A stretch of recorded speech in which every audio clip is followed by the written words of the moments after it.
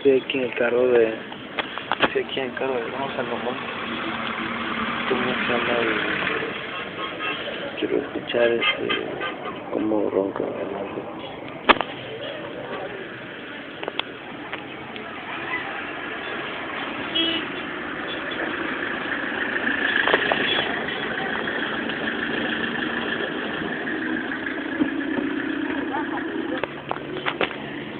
Vamos a escuchar cómo ronca Eduardo.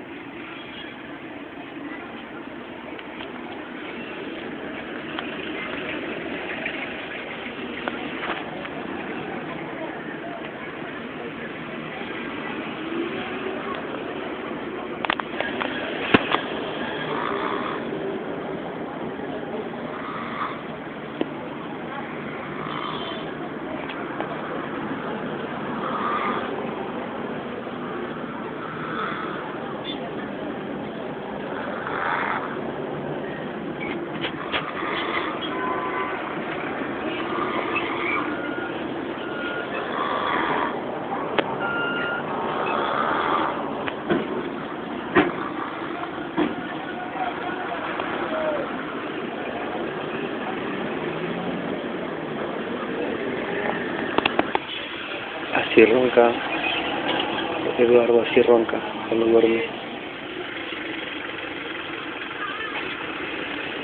Este es para aquel día que después nos diga, mejor dicho, que no ronca. Esta es una prueba contundente que sí ronca cuando duerme.